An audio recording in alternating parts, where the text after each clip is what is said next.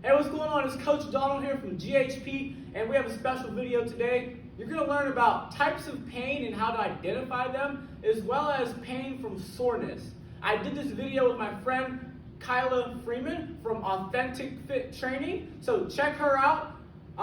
We did this video together, so enjoy. We got 3 things that she did, 3 things I did. It'll be pretty quick. It should be very informative for you. Leave a comment about how it helped.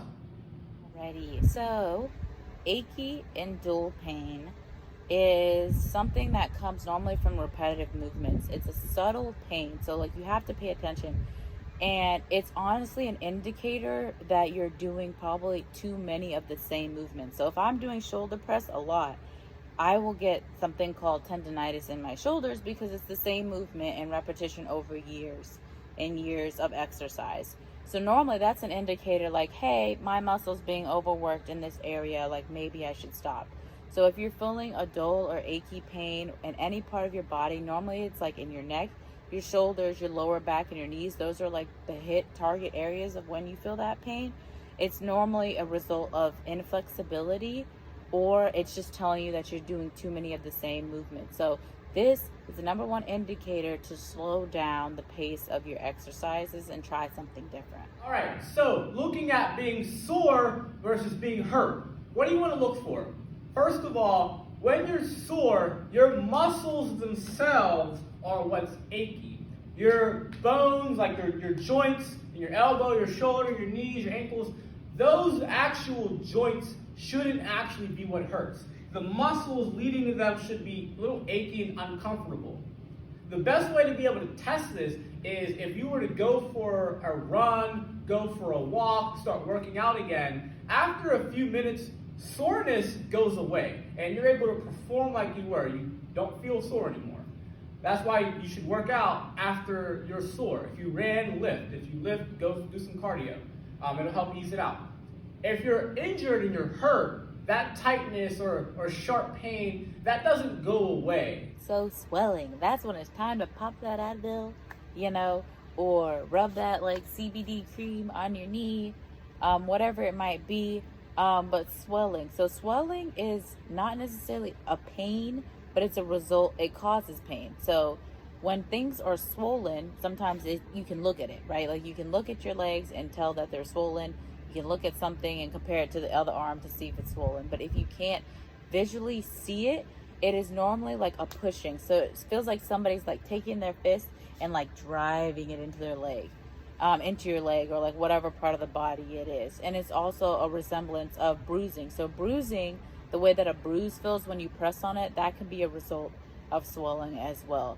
So when that happens, you want to make sure that you apply that ice, take an anti-inflammatory like, Advil or Aleve or whatever it might be, so that you can heal properly. Look at tight muscles versus pulled or strained muscles.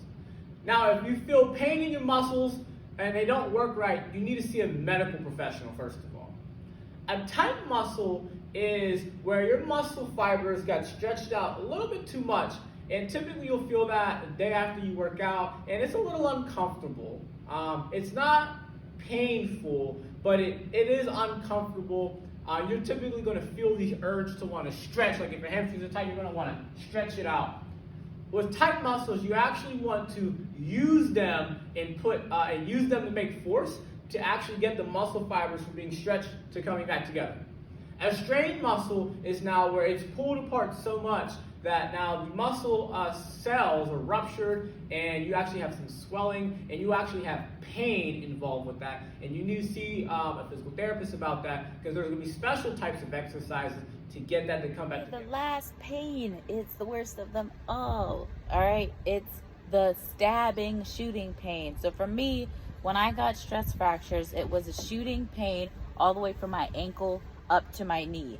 So normally a stabbing pain, it literally feels like what it sounds like. Somebody's like stabbing you in the leg, but normally it starts in one destination and shoots to another destination. So if I have pain in my shoulder, it might shoot up to my neck. Or if I have pain in my, elbow, it might shoot up to my hand. So sometimes it has to do with like a nerve.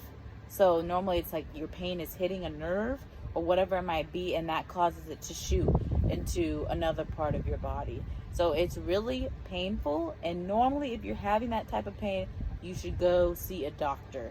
I don't care if it's from 1 to a 10, you should definitely go see a doctor if you're having that type of pain. When something feels off and you need to know whether to keep going or put the brakes on, I have a 3-step approach at looking at what you should do. First of all, if it's a red, you have something that hurts, you can't move it, or you can even see something wrong, often like a muscle strain, like your hamstring or your bicep, or like a dislocation in a joint, you need to seek help immediately, okay? When there's a yellow, that's the more tricky phase where squatting in this way doesn't feel good, or running at this speed doesn't feel good. Often in the yellow, you can change the exercise and things feel better, which allows you to keep working out. Maybe you need to look at your form and how you're doing things, or often you're rehabbing from an old injury and you might have pushed it too far, and so you found yourself in that yellow phase. Green is you might have felt a weird twinge, but it went away. It's just this little awkward thing that really doesn't hurt, you just noticed it. You should be able to keep going.